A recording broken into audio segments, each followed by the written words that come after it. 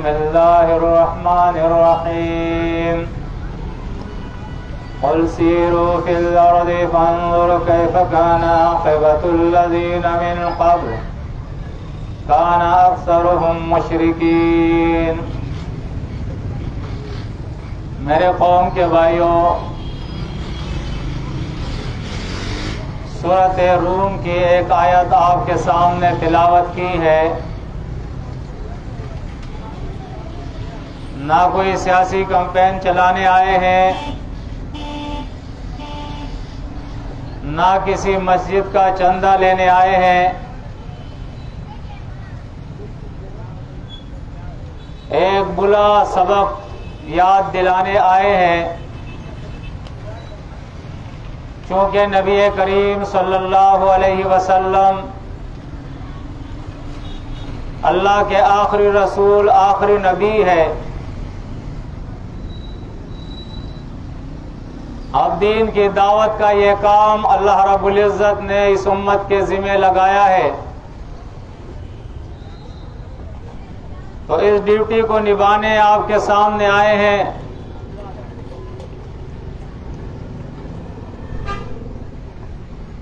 قرآن مجید یہ حقیقت ہمارے سامنے کھول دیتا ہے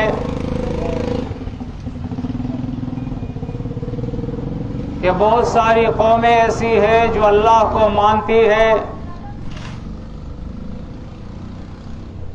کسی نہ کسی طریقے سے وہ اللہ کی عبادت بھی کرتی ہے، اور ایسے لوگ دنیا کے اندر اکثر ہوتے ہیں، کثرت سے ہوتے ہیں۔ سورہ یوسف کے اندر اللہ کا ارشاد ہے وَمَا يُؤْمِنُ أَكْثَرُهُمْ بِاللَّهِ إِلَّا وَهُمْ مُشْرِكُونَ۔ اکثر وہ لوگ جو اللہ کو مانتے ہیں، ایسے حال میں اللہ کو مانتے ہیں کہ اللہ کے ساتھ دوسروں کو شریک ٹھہراتے ہیں، اور ایسے لوگوں کو قرآن اور سنت کی اصطلاح کے اندر بھی اور لغت کے اندر بھی مشرک قوم کہتے ہیں، جو اس بات کو تسلیم کرے کہ آسمانوں کا خالق اللہ ہے، زمین کا بچھانے والا اللہ ہے، ہمارا اور ہمارے بڑوں کا پیدا کرنے والا اللہ ہے، بارشیں اللہ برساتا ہے اور زمین سے رزق اللہ نکالتا ہے، یہ پورا نظام اللہ چلا رہا ہے، لا الہ الا اللہ کا اقرار بھی کرتے ہیں، لیکن اس کے باوجود وہ کسی نہ کسی طریقے سے اللہ کی مخلوق کو اللہ کے ساتھ شریک ٹھہرا کے مشرک ہو جاتے ہیں۔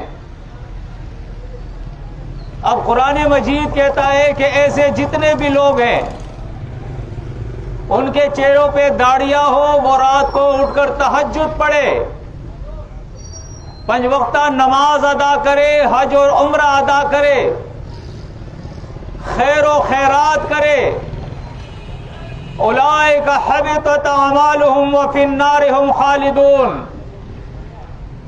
فرمایا ان تمام لوگوں کے جو اللہ کو ماننے کے باوجود اللہ کے ساتھ شرک کرتے ہیں،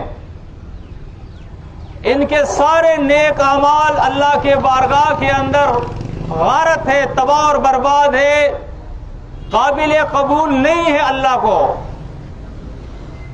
اللہ رب العزت ایسے لوگوں کے اعمال کو قبول کرتا ہے۔ وَمَن يَعْمَلْ مِنَ الصَّالِحَاتِ مِن ذَكَرٍ أَوْ أُنثَىٰ وَهُوَ مُؤْمِنٌ، فرمایا جو بھی نیک کام کرے، چاہے وہ مرد ہو یا عورت ہو، نیک کام کرنے کے لیے اللہ نے شرط یہ لگائی ہے وَهُوَ مُؤْمِنٌ، کہ وہ مومن ہو، اور مومن کی تفصیل قرآن نے بیان کی ہے الذین آمنوا ولم یلبسوا ایمانہم بظلم، کہ وہ اپنے ایمان کے ساتھ شرک کی ملاوٹ نہ کرے۔ ایسا ٹیکسالی ایمان اللہ رب العزت کو چاہیے۔ اب ہماری قوم کے اندر ایک تو وہ لوگ ہیں جو توحید اور شرک کے مسئلے کو سرے سے نہیں جانتے ہیں، اس سے ناواقف اور جاہل ہے، قرآن مجید کو نہیں جانتے وہ، تو ان کی حالت تو یہ ہے کہ وہ بالکل واضح شرک جو قرآن اور سنت نے بیان کر دیا ہے، جو مشرکین مکہ کیا کرتے تھے، وہ شرک ان کے اندر پایا جاتا ہے۔ جیسے اللہ کے نبی صلی اللہ علیہ وسلم کی حدیث ہے، اذا مات فیہم الرجل الصالح بنوا علی قبرہ مسجدا۔ یہود و نصارہ کے اندر، مشرکین مکہ کے اندر یہ شرک موجود تھا کہ جب ان کے اندر کوئی نیک آدمی وفات پاتا تھا تو یہ زندہ لوگ اس کو دفنانے کے بعد اس پہ مزار بنا لیتے تھے، اور اس دور کے اندر بہت سارے اس طرح کے مزارات تھے۔ یہ ہبل بابا ہے، یہ لات ہے، یہ منات ہے، یہ عزا ہے، یہ نائلہ ہے، یہ عیسیٰ علیہ السلام ہے، یہ موسیٰ علیہ السلام ہے، یہ ابراہیم علیہ السلام، یہ اسماعیل علیہ السلام۔ ان کی قبروں کو پختہ بنانے کے بعد وہاں مجاور بن کے بیٹھ جاتے تھے، اور یا ہبل یا لات یا منات اغثنی یا ابراہیم یہ نعرے لگایا کرتے تھے۔ اللہ کے نبی صلی اللہ علیہ وسلم نے فرمایا، الا انی انہاکم عن ذلک، میرے امت کے لوگوں سنو، میں اس شرک سے تمہیں منع کرتا ہوں۔ تم یہ نہ کرنا کہ مرنے کے بعد کسی نیک آدمی کی قبر پر جو ہے مزار تعمیر کر کے اس کی پوجا پاٹ شروع کر دو۔ لیکن بدقسمتی سے آج ہماری قوم کی اکثریت اس شرک کے اندر مبتلا ہے۔ یا رسول مدد، یا علی مدد اور یا غوث مدد کے نعرے لگائے جاتے ہیں۔ جگہ جگہ آپ دیکھیں عملیات کی دکانیں کھلی ہوئی ہے، جہاں تعویذ لکھ لکھ کے فروخت کیے جاتے ہیں، دم کیا جاتا ہے، جنتر اور منتر پڑے جاتے ہیں۔ حالانکہ حدیث کے اندر آتا ہے، اللہ کے نبی صلی اللہ علیہ وسلم نے فرمایا، ابو داؤد کی روایت ہے، ان الرقا والتمائم والطولۃ شرک، بے شک دم، تعویذ اور ٹوٹکے یہ سارا شرک ہے، اللہ کے نبی صلی اللہ علیہ وسلم نے فرمایا۔ لیکن آج وہ کتاب جو اس لیے آئی تھی لِيَدَّبَّرُوا آیَاتِهِ وَلِيَتَذَكَّرَ أُولُو الْأَلْبَابِ، کہ اس کتاب کو ہم سیکھیں، اس کے احکامات کے اندر غور و فکر کریں، اور جن کاموں کا اللہ نے حکم دیا ہے وہ کرے، اور جس سے منع کیا ہے اس سے منع ہو جائے۔ لیکن آج اکثریت اس قوم کی اس طرح قرآن کو ماننے کے لیے تیار نہیں ہے۔ اکثر لوگوں کو یہ تعلیم دی گئی ہے کہ یہ کتاب جو ہے یہ کتاب شفا ہے، لہذا تعویذ لکھو اور دم کرو اس سے۔ حالانکہ 23 سالہ نبوت کے دور میں نبی کریم صلی اللہ علیہ وسلم نے نہ کسی کو تعویذ لکھ کے دیا، اور نہ اس طرح کی کوئی دکان اور خانقاہ کھولی کے لوگ آتے تھے اور دم کرتے تھے، بلکہ 23 سالہ زندگی کے اندر قرآن بتاتا ہے، لقد من اللہ علی المؤمنین اذ بعث فیہم رسولا من انفسہم یتلو علیہم آیاتہ ویزکیہم ویعلمہم الکتاب والحکمہ۔ نبی کریم صلی اللہ علیہ وسلم اپنے صحابہ کے سامنے قرآن پڑھ کے سنایا کرتے تھے، اس کے بعد انہیں سکھایا کرتے تھے اور انہیں بتایا کرتے تھے کہ یہ حکم اس پر عمل کیسے کرو گے، اور یہ جس چیز سے اللہ نے منع کیا اس سے منع تم کیسے آؤ گے، پریکٹیکلی طور پہ اللہ کا نبی سکھاتے تھے۔ آج ہمارے مساجد کے اندر وہ ماحول نہیں ہے، صرف ناظرہ قرآن، تجوید قرآن، حفظ قرآن، معنی کی طرف کوئی جاتا ہی نہیں ہے، قرآن سیکھنے کی کوئی کوشش ہی نہیں کر رہا ہے۔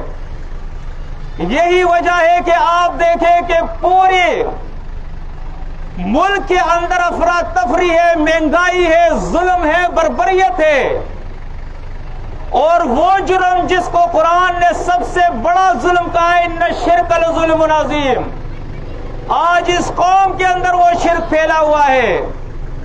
آج آپ دیکھیں کسی کا نظر بد پہ عقیدہ ہے، اور اس نظر بد کو دور کرنے کے لیے کسی نے کالی ہنڈی لگائی ہے، کسی نے کالا جھنڈا لگایا ہے، کسی نے گھوڑے کا نال لگایا ہے، کسی نے گائے کا سینگ لگایا ہے، کسی نے بچے کے مادے کے اوپر کالک لگایا ہے۔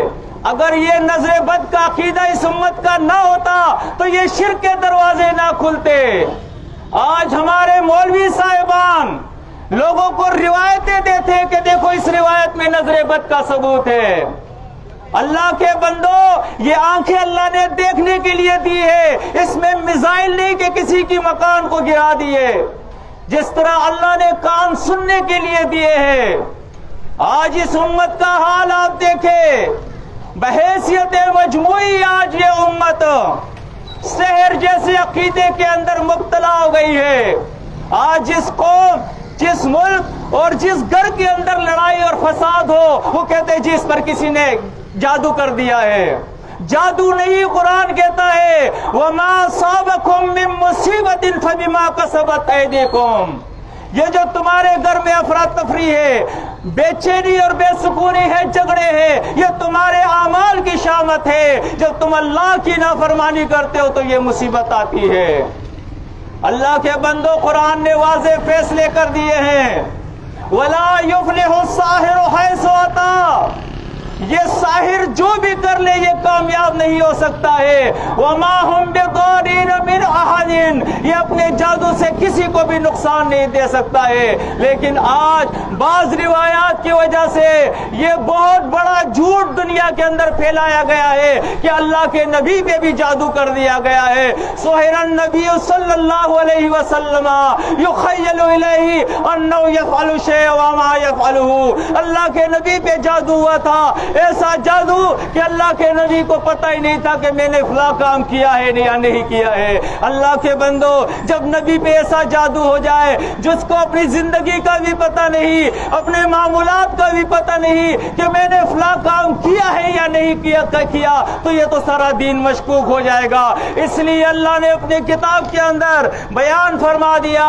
آیت نمبر 8 اور 9 اٹھا کر دیکھے، سورۃ فرقان بنی اسرائیل میں آیت نمبر 46 اور 47 اٹھا کر دیکھے، وَقَالَ الظَّالِمُونَ إِن تَتَّبِعُونَ إِلَّا رَجُلًا مَّسْحُورًا انظُرْ كَيْفَ ضَرَبُوا لَكَ الْأَمْثَالَ فَضَلُّوا فَلَا يَسْتَطِيعُونَ سَبِيلًا، جو نبی پہ جادو مانے، جو نبی پر جادو کا قائل ہو، اللہ فرماتا ہے یہ ظالم ہے، یہ گمراہ ہے، یہ بے دین شخص ہے۔ اللہ کے نبی کی اللہ کی کتاب کا یہ فرمان ہے، لیکن آج یہ ہماری امت ہے تو پھر ان لوگوں کے اوپر جو اپنے مساجد کے اندر، اپنے پروگرامات کے اندر توحید کا مسئلہ بھی بیان کرتے ہیں، لیکن اس کے باوجود ان کا یہ عقیدہ ہے کہ جادو میں بے اثر ہے۔ میرے بھائیوں، جادو شعبدہ بازی ہے، جادو کھیل تماشا ہے، جادو جھوٹ ہے، جادو فریب ہے، جادو دھوکہ ہے، جادو کی کوئی حقیقت نہیں ہے، یہ صرف کھیل تماشا ہوتا ہے۔ نہ نبی پہ جادو ہوا، نہ مجھ پہ جادو ہو سکتا ہے، نہ آپ پہ جادو ہو سکتا ہے، یہ تو شعبدہ بازی ہوتی ہے۔ اگر کوئی کہتا ہے کہ جادو ہو سکتا ہے، لاؤ ان کو اپنے سارے ساحروں کو، جادو کرنے والوں کو میں یہ انگلی سیدھی کرتا ہوں، اس کو جتنا منتر پڑھنا چاہے، سفلی علم کرنا چاہے، کالا علم کرنا چاہے، میری انگلی کو صرف ٹیڑھا کر کے دکھا دے، میں اس کے جادو کو مان جاؤں گا۔ اللہ کے بندو، یہ سارا جھوٹ ہے، یہ جنتر منتر، یہ جادو کا عقیدہ، یہ تعویذوں کا عقیدہ، یہ دموں کا عقیدہ، یہ نظر بد کا عقیدہ، یہ سارا شرک ہے اللہ کے بندو۔ آپ نے اقرار کیا ہے لا الہ الا اللہ، اللہ کے علاوہ کوئی الہ نہیں ہے۔ اب تمہارے گھر پہ کالا جھنڈا نہیں ہونا چاہیے، تیرے گھر کو بچانے والا اللہ ہے۔ تیرے گاڑی پہ گائے کا سینگ نہیں ہونا چاہیے، تیری گاڑی کو بچانے والا اللہ ہے۔ تیرے بچے کے ماتھے پر کالا جو ہے ٹکا نہیں ہونا چاہیے، اس لیے کہ تیرے بچے کی حفاظت کرنے والا اللہ ہے۔ یہ کالک تیرے بچے کو نہیں بچائے گا، تیری رزق کے اندر برکت دینے والا وہ اللہ ہے۔ یہ نہیں کہ تو اپنے گاڑی کے پائیدان پہ گھوڑے کا نال لگا دے کہ اس سے پیسنجر آئیں گے، تیرے دکان کے شوکیس پہ گھوڑے کا نال لگاؤ کہ اس سے میرے گاہک آئیں گے۔ آج کتنی بدبختی ہے اس قوم کی کہ یہ اقرار بھی کرتی ہے لا الہ الا اللہ، اللہ کے علاوہ کوئی الہ نہیں ہے، کوئی حاجت روا نہیں ہے، کوئی مشکل کشا نہیں ہے، کوئی بندہ پرور نہیں ہے، کوئی غریب نواز نہیں ہے، کوئی بگڑیاں بنانے والا نہیں ہے، کوئی بگڑیاں سوارنے والا نہیں ہے، کوئی کچھ کشتی پار لگانے والا نہیں ہے، کوئی اولادیں دینے والا نہیں ہے۔ لیکن اس کے باوجود آپ دیکھیں کسی کے گلے میں تعویذ ہے، کسی کے ہاتھ میں کڑا ہے، کسی کے گلے میں کالا داغا ہے، کسی کے گھر پہ کالا جھنڈا ہے، کسی کے گھر پہ کالی ہنڈی لگی ہے، کسی کے گھر پہ گائے کا سینگ لگا ہے، کسی کے گاڑی کے نیچے گندا جوتا لٹک رہا ہے۔ ہندو کا بھی یہ عقیدہ نہیں ہوگا، ہندو کا بھی یہ عقیدہ نہیں ہوگا گاڑی کے نیچے گندا جوتا لٹک رہا ہے کہ یہ گندا جوتا میری گاڑی کو بچائے گا۔ اللہ کے بندو سن لو اس بات کو، جتنے بھی نبی اللہ کے آئے ہیں، جتنے بھی رسول آئے ہیں، وَلَقَدْ بَعَثْنَا فِي كُلِّ أُمَّةٍ رَسُولًا أَنِ اعْبُدُوا اللَّهَ وَاجْتَنِبُوا الطَّاغُوتَ، انہوں نے شرک کو دنیا سے ختم کیا ہے، توحید کا مسئلہ بیان کیا ہے کہ اللہ ایک ہے۔ آپ کے سامنے آئے ہیں، آپ سے کچھ مانگنے نہیں آئے ہیں، یہ قرآن کی بات آپ کو سمجھانے آئے ہیں۔ ہمارا کسی فرقے سے کوئی تعلق نہیں، نہ دیوبندی، نہ بریلوی، نہ اہل حدیث، نہ شیعہ، نہ سنی، ہمارا کسی فرقے سے تعلق نہیں۔ قرآن اور سنت سے ہمارا تعلق ہے، ہمارا دین اسلام ہے، ہمارا لیڈر، ہمارا امام الحازم، قائد اعظم، قائد اعلیٰ، ہمارا رہبر اور رہنما وہ محمد الرسول اللہ صلی اللہ علیہ وسلم ہے۔ ہماری کتاب ہدایت وہ قرآن ہے۔ آپ کو بھی یہ دعوت دینے آئے ہیں تمام فرقوں سے الگ ہو کر، چاہے وہ سیاسی ہو، چاہے وہ لسانی ہو،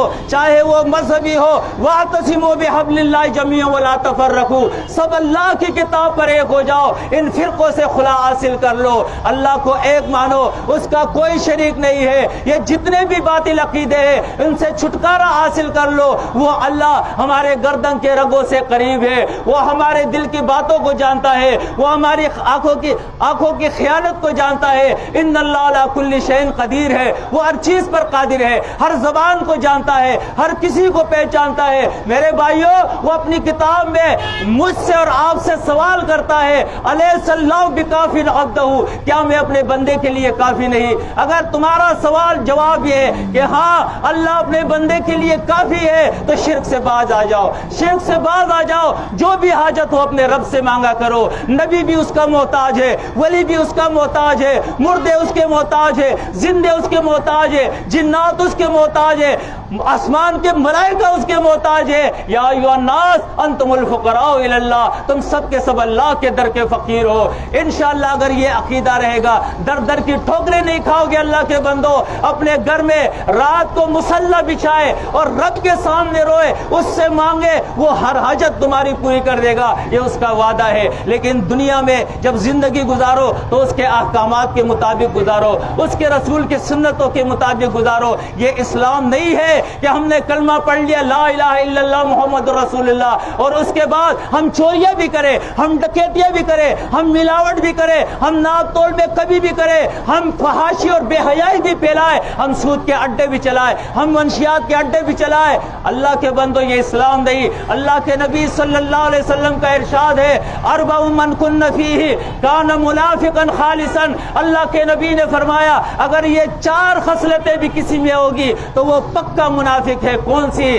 اللہ کے نبی نے فرمایا اذا تمنا خانا، جب اس کے پاس امانت رکھی جائے وہ خیانت کرتا ہے، وَإِذَا وَعَدَ خَلَفَ، جب وہ وعدہ کرتا ہے وعدے کی مخالفت کرتا ہے۔ اللہ کے نبی صلی اللہ علیہ وسلم نے تیسری بات بتائی وَإِذَا حَدَثَ كَذَبَ، جب وہ بات کرتا ہے جھوٹ بولتا ہے، اور چوتھی بات فرمائی اذا خاصم فجر، جب وہ کسی سے لڑتا ہے جھگڑتا ہے تو گالیاں دیتا ہے۔ اب آپ خود انصاف کریں، اللہ کے نبی نے فرمایا جو امانت میں خیانت کرے منافق ہے، جو جھوٹ بولے وہ منافق ہے، جو وعدہ خلافی کرے منافق ہے، اور جو جھگڑے میں گالیاں بکے، یہ چار خصلتیں میں جس میں ہو کان منافقا خالصا، خالص منافق ہے، خالص۔ اور قرآن کہتا ہے ان المنافقین فی الدرک الاسفل من النار، منافق جو ہے یہ جہنم کے سب سے نچلے طبقے کے اندر ہوگا۔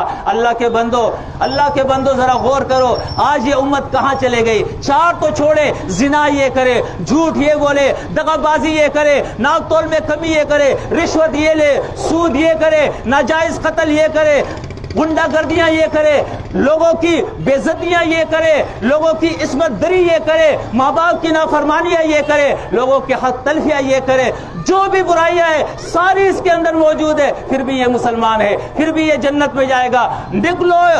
نکلو اس غفلت سے اللہ کے بندو، صحیح طور پر ایمان قبول کرو، اللہ اور رسول کی اطاعت کرنی ہے۔ قرآن ہمیں یہ حکم دیتا ہے یا ایھا الذین آمنوا ادخلوا فی السلم کافہ، اے ایمان والو پورے اسلام میں داخل ہو جاؤ۔ یہ ایک جماعت ہے جو آپ کے سامنے آئی ہے، نہ آپ سے ووٹ مانگتی ہے، نہ آپ سے نوٹ مانگتی ہے، نہ اپنی تعداد کو بڑھانا چاہتی ہے، یہ ایک بلا سبق آپ کو یاد دلانے آئے ہیں کہ للہ قرآن ترجمے کے ساتھ سیکھو۔ یہ اللہ نے کتاب جو بیچی ہے، اس کتاب کے بارے میں اللہ فرماتا ہے وَإِنَّهُ لَذِكْرٌ لَكَ وَلِقَوْمِكَ وَسَوْفَ تُسْأَلُونَ، قیامت کے دن اس کتاب کے بارے میں پوچھوں گا، قیامت کے دن میں پوچھوں گا میں نے کتاب بھیجی تھی، اس کتاب کو پڑھا تھا یا نہیں، سمجھا تھا یا نہیں، عمل کیا تھا یا نہیں۔ یہ قرآن خانیے کے لیے اللہ نے نہیں بھیجی ہے، یہ تعویذ اور دم کے لیے نہیں بھیجی ہے، یہ جو ہے کاروبار کی کتاب نہیں ہے اللہ کے بندو، یہ ہدایت کی کتاب ہے، یہ قانون کی کتاب ہے، یہ فیصلوں کی کتاب ہے۔ آئیے آج سے تہیہ کرے، آپ جس جماعت سے ہو، جس فرقے سے ہو، میں یہ نہیں کہتا ہوں میرے پاس آئے مجھ سے سیکھے، اپنے عالم سے سیکھے، اپنی مسجد میں سیکھے، اپنے گھر میں سیکھے، لیکن قرآن ترجمے کے ساتھ سیکھے، ورنہ بچو گے نہیں، اللہ کے عذاب سے نہیں بچو گے۔ قرآن ترجمے کے ساتھ سیکھو، اللہ کے احکامات اور اس کے آخری رسول محمد عربی صلی اللہ علیہ وسلم کے سنت کو اپنی زندگی میں لائے۔ آپ کی شادی سنت کے مطابق، آپ کی غمی سنت کے مطابق، آپ کا کاروبار سنت کے مطابق، آپ کے اٹھنا بیٹھنا نبی کی سنت کے مطابق۔ جب آپ مسلمان بنو گے، مسلم بنو گے، جنت میں جاؤ گے، ورنہ سارے دعوے ہیں، یہ جھوٹے دعوے ہیں، یہ دعوے ہمیں نہیں بچا سکیں گے۔ آپ کی خیرخواہی کے وجہ سے آپ کے سامنے آئے ہیں۔ یہ ہمارا پروگرام ہوتا ہے ہر اتوار کو، آپ سے بھی درخواست ہے آپ بھی قرآن سیکھیں، احادیث سیکھیں، اور اسی طرح داعی بنے دین کے۔ آپ بھی اپنے یہاں دعوت شروع کریں، گھر میں دعوت شروع کریں، اپنے کمپنیوں میں، اپنے محلوں میں، اپنے دفاتر میں، تاکہ یہ دین عام ہو جائے۔ آج دین جو ہے وہ بالکل اجنبی ہو گیا ہے، دین لوگ سمجھتے نہیں ہے، صرف اپنے آپ کو مسلمان کہتے ہیں، باقی ان کی مرضی جو بھی کرے۔ تو اللہ سے دعا ہے کہ مجھے اور آپ کو اللہ اپنے دین کی سمجھ کی توفیق عطا فرمائے، پھر قرآن اور سنت پہ عمل کرنے کی توفیق عطا فرمائے، اور پھر اس دعوت کو آگے لے جانے کی، اس راہ میں جو مشکلات آئے، تکالیف آئے، مصیبتیں آئے، اللہ کرے کہ اللہ ہمیں صبر دے، اس پہ ہم صبر کریں۔ اقول قولی ھذا استغفر اللہ لی ولکم ولسائر المؤمنین۔